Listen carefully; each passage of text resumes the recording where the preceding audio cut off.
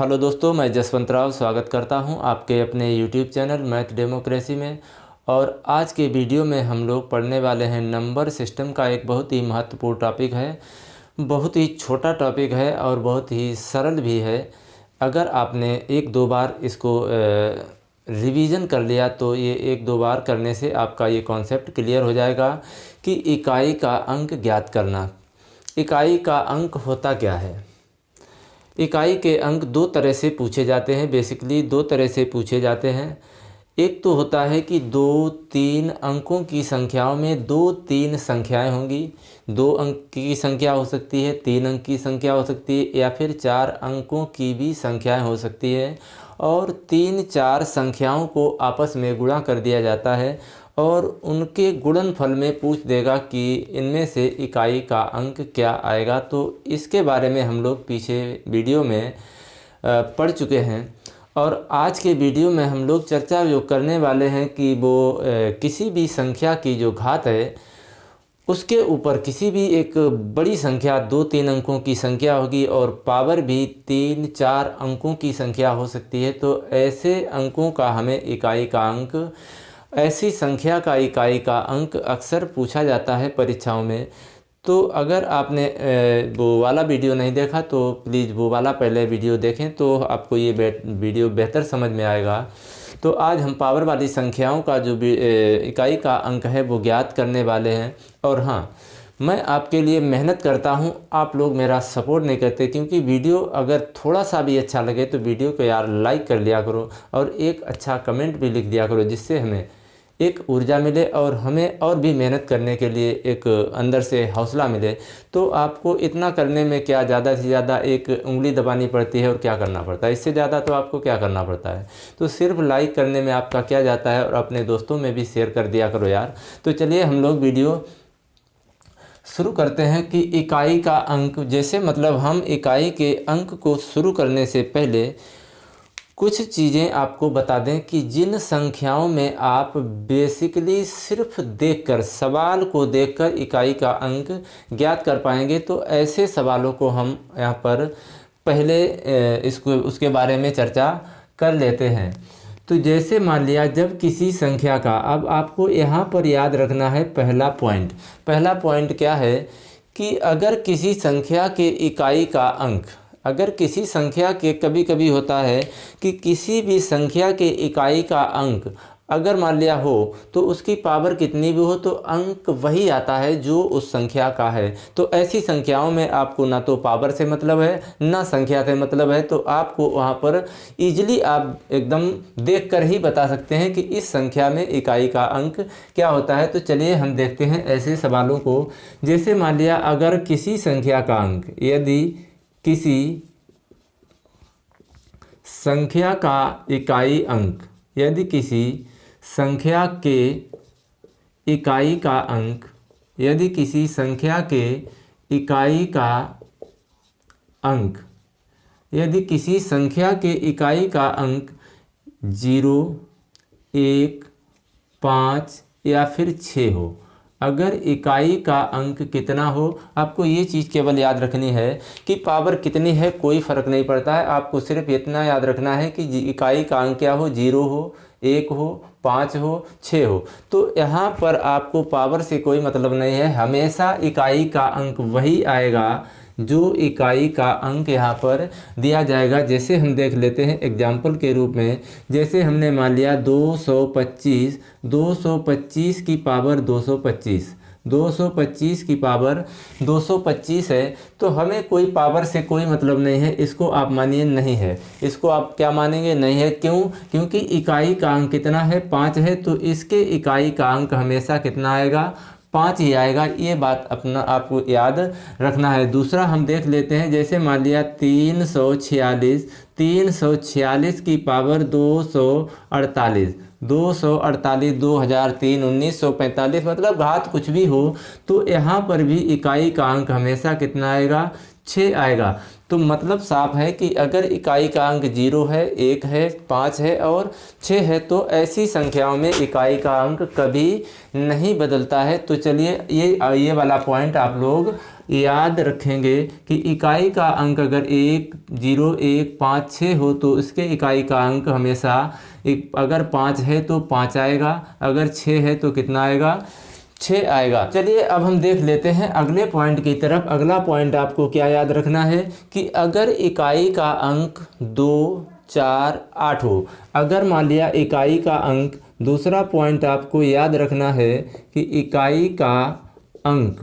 इकाई का अंक कितना हो, 2, 4 या फिर 8 हो, 2, 4, 8 हो। और आपको क्या याद रखना है कि जो पावर है वो 4 का गुणज हो। वो पावर जो है मतलब घात क्या होनी चाहिए, घात 4 की गुणज हो। घात कैसी हो, 4 की गुणज। अब 4 की गुणज का मतलब क्या है कि ये भी आप लोगों को जानना ज़रूरी है। जैसे जो संख्या 4 से विभाजित होती है वो 4 का गुणज कहलाती है। जो संख्या 4 का गुणज होती है वो संख्या उससे विभाजित भी होती है।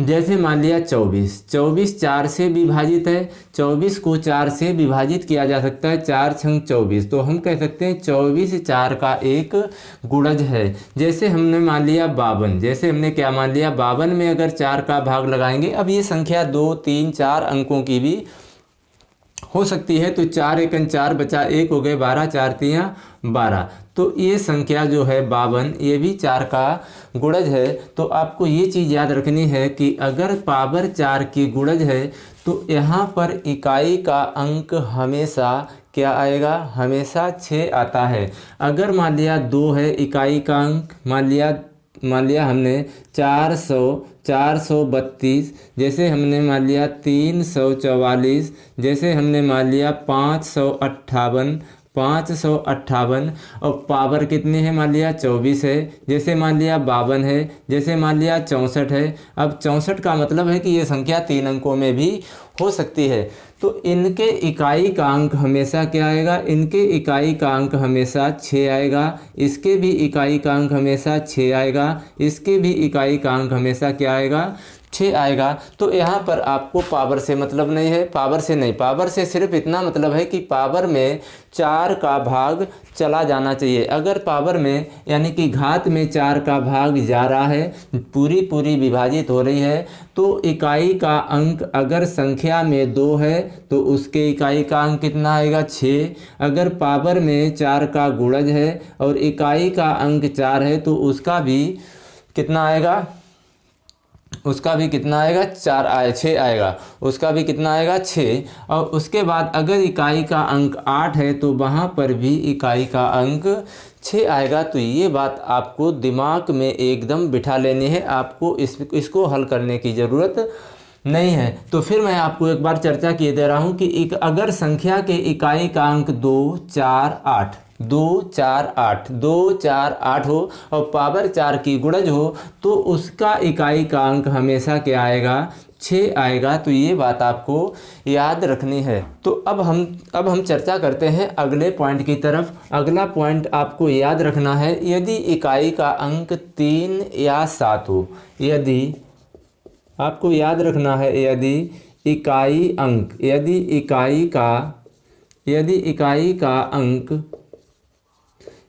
का अंक 3 या 7 हो, यदि इकाई का अंक कितना हो, 3 या 7 हो, और क्या वही वाली घात क्या हो, 4 की गुणज हो, घात क्या हो, 4 की गुणज हो। जब घात 4 की गुणज होगी और इकाई के स्थान पर 3 होगा या 7 होगा, तो ऐसी स्थिति में आप याद रखना इकाई का अंक हमेशा 1 आता है। इकाई का अंक हमेशा क्या आएगा, 1 आता है। कब, जब इकाई का अंक 3 हो या फिर 7 हो। जैसे हम एग्जाम्पल ले लेते हैं, जैसे हम बात करते हैं किसकी, कि अगर हमने मान लिया 2343 अगर हम बात कर लेते हैं 4357 पावर क्या होनी चाहिए? 4 की गुणज। 4 की गुणज का मतलब है वो संख्या जो 4 से विभाजित हो। तो 4 की गुणज कितनी हो जाएगी? मान लिया 64 भी हो जाएगी, या हमने मान लिया 4 1 4 4 3 12, लो 413 हो गया, नहीं 412 हो जाएगा। तो ये संख्या, ये 4 की गुणज है, ये भी 4 की गुणज है। इकाई का अंक कितना है? 3 है। यहाँ पर इकाई का अंक 7 है। इकाई के अंक पे 3 हो या 7 हो, तो ऐसी स्थिति में इकाई का अंक हमेशा क्या आएगा? 1 आएगा। तो यहाँ पर भी आपको हल करने की ज़रूरत नहीं है। तो आपको अब तो समझ में आ रहा होगा कि अगर मान लिया इकाई का अंक 1, 5, 6 या 0 हो, तो उनमें इकाई का अंक, उसमें घात से भी कोई मैटर नहीं होता है। घात चाहे जितनी हो, वहाँ पर इकाई का अंक वही आएगा जो उसमें संख्या में दिया गया है। अगर इकाई का अंक 2, 4 और 2, 4, 8 हो और इकाई का अंक 4 का गुणज हो, तो वहाँ पर इकाई का अंक हमेशा क्या आएगा? 6 आएगा। तीसरा पॉइंट आपको याद रखना है, अगर इकाई का अंक 3 या 7 हो और पावर 4 की गुणज हो, तो हमेशा इकाई का अंक कितना आएगा? 1 आएगा। तो ये बात आपको याद रखनी है। अगर आपको वीडियो अच्छा लग रहा है तो अब तो यार लाइक बनता ही है, अब तो लाइक कर ही दो और अपने दोस्तों में भी शेयर कर दो। तो चलिए अब हम लोग देखते हैं अगले पॉइंट की तरफ कि अगला पॉइंट क्या है कि अगर इकाई का अंक 9 हो, यदि इकाई का अंक कितना हो? 9 हो। अगर इकाई का अंक 9 हो, इतना याद रखना कोई बड़ी बात नहीं है। हर चीज़ याद की जा सकती है। हर चीज़ को प्रैक्टिस में अगर रखा जाए तो हर चीज़ आपको याद हो सकती है, क्योंकि करत करत अभ्यास ते जड़मति हो तो सुजान, और रसरी आवत जाते सिल पर परत निशान। तो आपने ये कबीरदास का दोहा तो सुना ही होगा कि अगर रस्सी अगर किसी पत्थर पे बार बार रगड़ी जाए तो उस पर भी निशान पड़ जाता है। तो आप क्यों इस चीज़ को इग्नोर करते हैं कि हमें जो चीज़ प्रैक्टिस में बार बार रखनी है तो हमें याद रहेगी। तो यहाँ पर कितना दिया गया है? 9। कितना दिया गया है? 9 दिया गया है। तो अगर इकाई का अंक 9 हो और यहाँ पर 4 के गुणज से कोई भी मतलब नहीं है। यहाँ पर एक याद रखना है कि पहला पॉइंट, और एक ही पॉइंट याद रखना है दूसरा। पहला पॉइंट है कि घात सम हो। घात क्या हो? अगर घात सम हो, सम का मतलब है जो 2 का गुणज हो, या फिर यहाँ पर कहेगा घात विषम हो। घात कैसी हो? विषम हो। जब घात विषम हो तब क्या आएगा? जब घात सम हो तब क्या आएगा? जब घात मान लिया सम हो तब इकाई का अंक क्या आएगा? 1, और जब घात विषम हो तो इकाई का अंक आएगा 9। तो ये बात आपको याद रखनी है। क्या याद रखना है?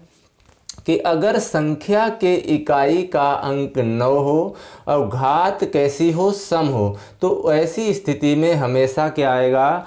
1। अगर मान लिया इकाई का अंक 9 घात विषम हो तो ऐसी संख्या का इकाई का अंक हमेशा 9 आएगा। तो आई होप आप लोग समझ गए होंगे। तो यहाँ पर हम एक एग्जाम्पल को लेकर और भी समझेंगे बेहतर।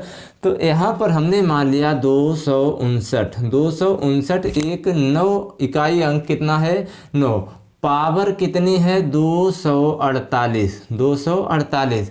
ये कैसी पावर है? सम है। ये पावर कैसी है? सम। तो यहाँ पर इकाई का अंक हमेशा क्या आएगा? 1 आएगा। पावर देखिए सम है, इकाई का अंक 9 है, तो जो घात इकाई का अंक है वो कितना आएगा? हमेशा 1 आएगा। हमने मान लिया 819 या 2819।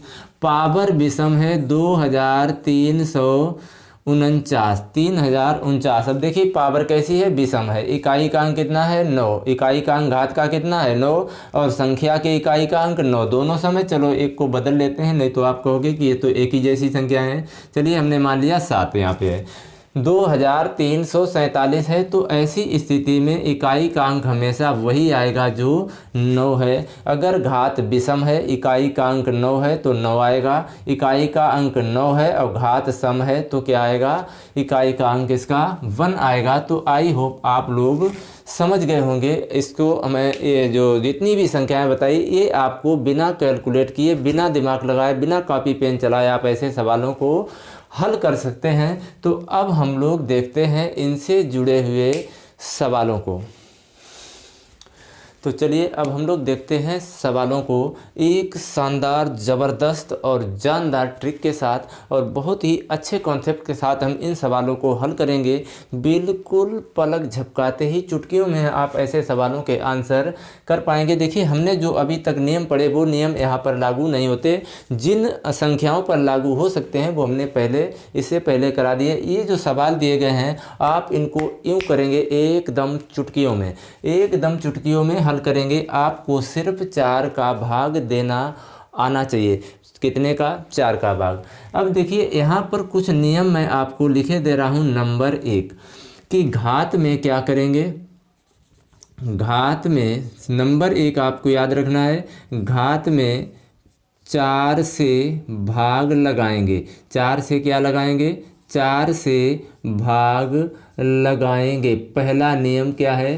पहला नियम ये है कि आपको याद रखना है कि अगर जो नियम हम इससे पहले पढ़ चुके हैं वो नियम यहाँ पर लागू नहीं होता है। तो यहाँ पर आपको याद रखना है कि इकाई का अंक 7 है और 7 के नियम में हमने क्या पढ़ा कि 4 का गुणज है। घात क्या हो? 4 का गुणज है। यहाँ पर इकाई का अंक 3 है तो 4 का गुणज हो ही नहीं सकती, तो वो वाला नियम नहीं लगेगा। अगर ये 4 का गुणज होती तो 4 का गुणज होने के नाते यहाँ पर 7 है या 3 है तो हमेशा इकाई का अंक क्या आता है? 1 आता है। हमने आपको वहाँ पर करके बता दिया था। तो यहाँ पर नंबर 1 आपको क्या करना है? 4 का भाग लगाना है। 4 का भाग लगाना है और 4 को भाग लगाने के बाद जो शेष फल बचेगा, शेष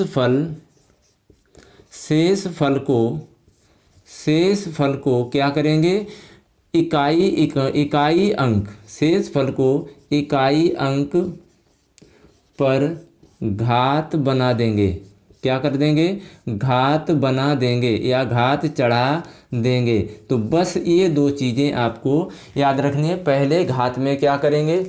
पहले आप घात में 4 का भाग लगाएंगे और जो शेष फल आएगा उस शेष फल को क्या करेंगे? संख्या के इकाई अंक पर घात बना देंगे। तो यहाँ पर देखिए पहले हम क्या करेंगे? 4 से भाग लगाएंगे। किसमें? घात में। आपको ये बात याद रखनी है। क्या याद रखना है आपको? घात में 4 से भाग लगाएंगे। तो घात में जब 4 से भाग लगाएंगे तो कितना हो जाएगा? 4 एकन 4, बचा कितना यहाँ पर? 3 हो गए 35, 4 अट्ठे 32, फिर बचे यहाँ पे 3 हो गए 33, फिर 4 अट्ठे 32, यहाँ थे कितने? 33। तो शेष फल कितना बचा यहाँ पर? 1।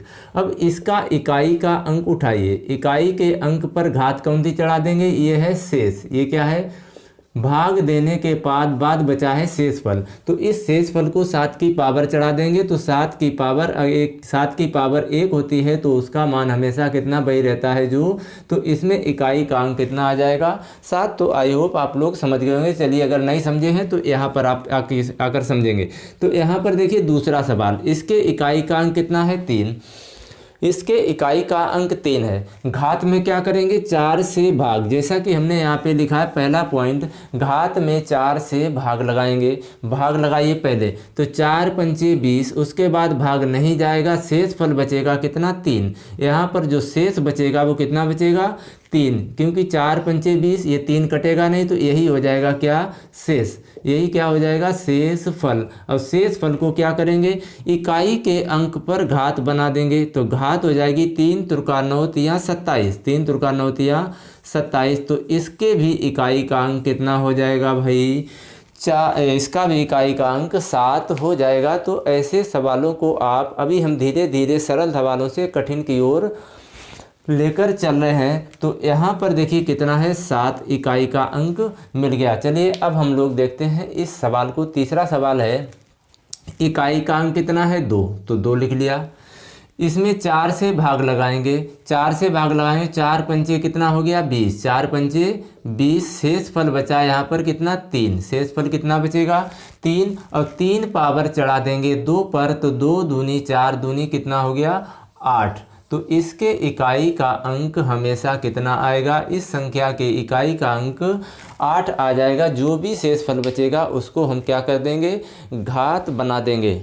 तो चलिए अब हम लोग देखते हैं इन सवालों को भी कि कैसे हल करते हैं। आप चुटकियों में बिल्कुल बिना कॉपी पेन उठाए भी ऐसे सवालों को हल कर सकते हैं, लेकिन ऐसा तभी संभव है जब आप क्या करेंगे, बार बार प्रैक्टिस करेंगे। जब आप बार बार 2-4 बार प्रैक्टिस कर लेंगे तो आपको ये दोबारा कभी भी जीवन में कभी भी पढ़ने की ज़रूरत नहीं पड़ेगी। तो यहाँ पर देखिए क्या दिया गया है, 5627 की पावर 153, 671 की पावर कितना है 72। दूसरा सवाल है यहाँ पर 257 की पावर 95, 2353 की पावर 58 में इकाई का अंक ज्ञात करना है। दोनों सवालों में आपको क्या ज्ञात करना है, इकाई का अंक। अब इकाई का अंक ज्ञात करने के लिए हमने आपको एक नियम बताया था कि ये देखिए 4 एकन 4 बचा 3, 4 अट्ठे 32, ये क्या है 72। और 72 जो है 4 का गुणज है। 72 क्या है, 4 का गुणज है। और जब 4 का गुणज है और इकाई का अंक कितना है 1 है, और हमने नियम में भी आपको लिखाया कि अगर इकाई का अंक 1 हो और घात 4 की गुणज हो या ना हो, घात क्या हो 4 की गुणज हो या ना हो, घात कुछ भी हो, तो उस संख्या के इकाई का अंक हमेशा क्या आता है 1। उस संख्या के इकाई का अंक हमेशा 1 आता है, चाहे वो संख्या कोई भी हो, 0, 1, 5, 6। अगर ये 4 संख्याएं अगर इकाई के अंक पर है तो हमेशा वही आएगा। 1 है तो क्या आया 1। इसमें 4 का भाग लगा देंगे। इसमें क्या करेंगे, 4 का भाग लगाएंगे तो 4 तिया 12 बचा 3 हो गए 33, 4 अट्ठे 32, मतलब 32। और यहाँ पर जो शेष बचेगा वो कितना बचेगा 1। शेष फल जो बचेगा वो कितना बचेगा, शेष बचेगा 1। और इस शेष को क्या करेंगे, संख्या के इकाई अंक पर घात बना देंगे। संख्या के इकाई अंक पर 7 घात बना देंगे, बीच में है गुणा तो क्या कर देंगे गुणा। तो 7 की पावर 1 7 हो गया, और 7 का 1 में गुणा करेंगे तो इकाई का अंक कितना आ जाएगा, यहाँ पर भी 7 आ जाएगा। तो इसको भी आप इजीली कर सकते हैं। तो यहाँ पर देखते हैं अगले सवाल को कि इकाई का अंक कितना है 7, तो 7 लिखिए। इकाई का अंक कितना है 7 है तो 7 लिखेंगे। इसमें 4 का भाग लगाइए, 4 दूनी 8 बचा 1, 4 दूनी 8 बचा 1, और यहाँ पर कितना बचा 1 हो गए 15, फिर 4 तिया 12, 4 तिया 12, 12 और 3 कितना हो गया 15। तो घात जितनी बची है उतनी ही चढ़ा देंगे। जो भी शेषफल बचा है वो क्या कर देंगे, इसके ऊपर चढ़ा देंगे माइनस। माइनस क्या हो जाएगा, ये 3 है, इसके इकाई का अंक 3 तो 3 लिख लेंगे।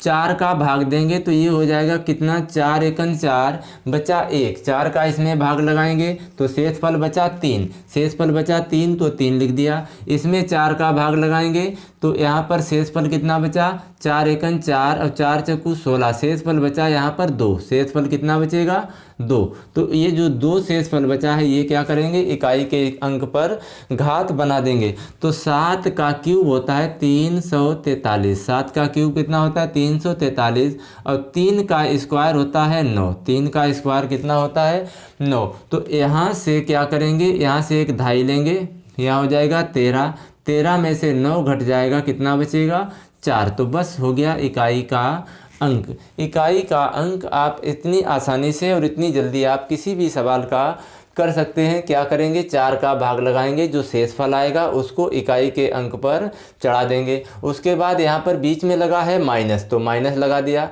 उसके बाद इसके इकाई का अंक 3 है तो 3 लिख लिया। 4 का भाग लगाने के बाद 58 में 4 का भाग लगाएंगे तो शेषफल बचा 2, तो 2 3 की पावर बना दिया। तो 3 का 7 का क्यूब करें, 7 सत्ते 49, सत्ते होता है 343, और ये 3 का वर्ग करेंगे 9। जब इसमें से इसको घटाएंगे तो इकाई का अंक हमें ज्ञात करना है, तो सिर्फ हमें क्या करना है, इकाई अंक आगे घटाने की जरूरत नहीं है। तो यहाँ पर इकाई का अंक कितना हो जाएगा 4 हो जाएगा। अब हम लोग देखते हैं इस सवाल को कि इस संख्या के इकाई का अंक क्या होगा। बिल्कुल आप आसानी से दिमाग को कंसंट्रेट करिए और सवाल को देखने की कोशिश करिए, सवाल को पढ़ने की कोशिश करिए। देखिए यहाँ पर दिया गया है 1, इकाई का अंक 1 है, पावर से कोई मतलब नहीं है, पावर से कोई मतलब नहीं है, तो क्या करोगे, इकाई का अंक 1 ही रख देंगे, क्योंकि 1 आया है, इकाई के स्थान पर 1 है तो क्या रख देंगे 1, इकाई के स्थान पर 5 है तो 5 रख दिया,